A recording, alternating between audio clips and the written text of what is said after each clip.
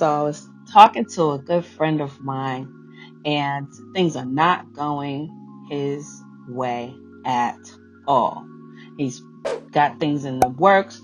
He's been successful in the past, and he is frustrated because things are not going the way he wants them to go. And our conversation stemmed around the energy that we carry.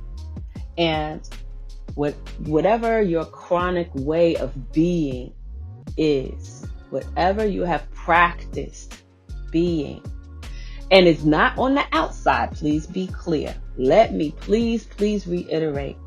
It's not what you pretend to be on the outside or what you are perceived to be on the outside.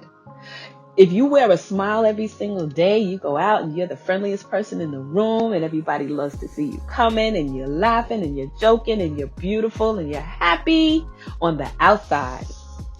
But you go home and you drink or you cry or you're miserable and angry or you're beating the kids or you're fussing and cussing with your husband or your spouse, then that is a contradiction. You're not carrying a light energy. You're not carrying a positive energy. You are putting on a front, and you're not really dealing with the things that are under the surface. So when we do not deal with the things that are under the surface, which is called in some ways shadow work, when you do not deal with the things that are under the surface, the disappointments, the anger, the frustration, the doubt, the disappointments, the heartbreaks, all of the rest of that stuff. As I shared with my friend, the ego is what holds on to all of that stuff. The ego is the life of all low-level energy. All of it. All of it.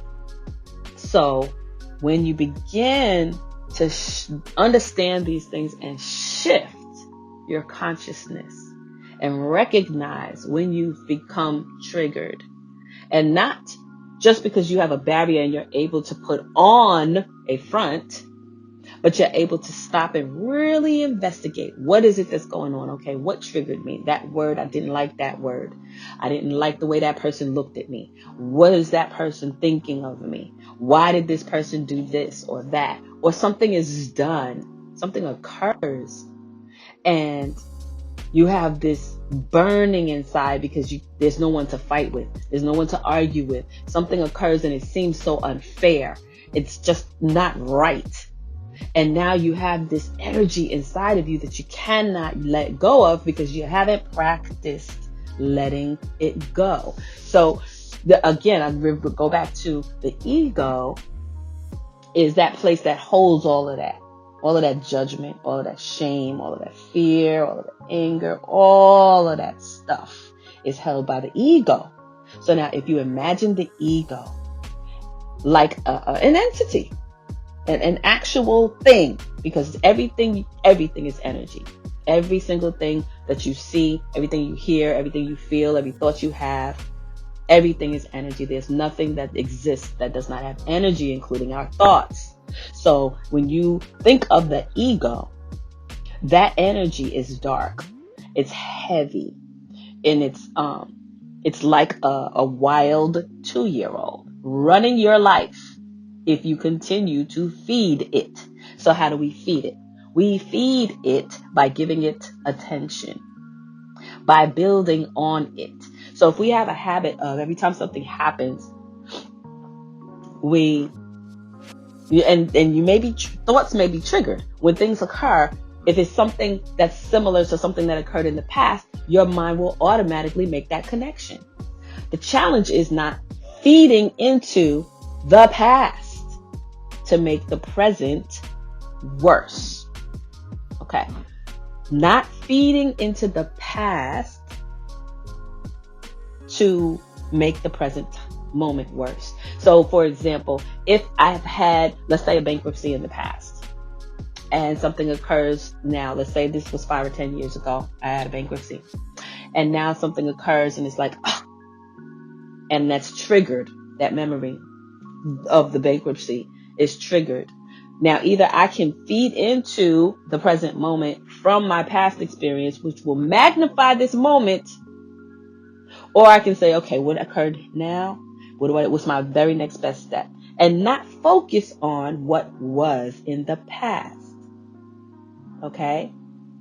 Because it magnifies the moment. It's just like a birthday or a vacation or a holiday or anything like that. Those moments with our loved ones are magnified by the memories of the past. So when we talk about those awesome memories we had with each other when we were doing certain things and we went on vacation or we celebrated a birthday, that magnifies the current moment. Oh, and now we're having so much fun because it's magnified. But if we do not use those memories to build on this moment, it doesn't magnify it. So it works the same way with negative energy.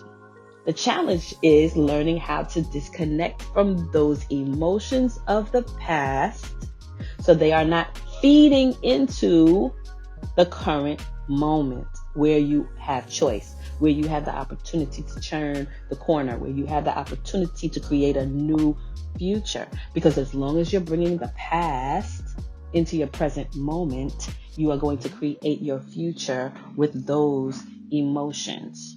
So I hope that I made my point. And I hope that I made my point. It was on my heart this morning. It's really, really, really important information. And again, everything I talk about goes back to the power of taking that 5 minutes. Just 5 minutes every single day will change your life if you commit to it for just 30 days. If you commit to 5 minutes twice a day, you're going to absolutely be a different person in 30 days. You will begin to learn so much about yourself and have more power to shift your life in the direction you want it to, because you will no longer be continuously doing the same thing over and over again and expecting new results. In order to get anything new out of life, you must do something new. Okay? So that's that. I love coming to you guys with my musings. This was your spontaneous moment with Miniimah. Thank you for sharing this moment with me. And don't forget to like and subscribe to my YouTube channel. Follow me on Facebook and on Instagram. And listen, make it a magnificent day, moment by moment. If you just take those moments, and yes, everything we experience adds that spice to life. But the beautiful thing is you get to choose which things you want to carry into your future. You do not have to keep building on the past. And that is all I got to say about that. I'll talk to y'all later.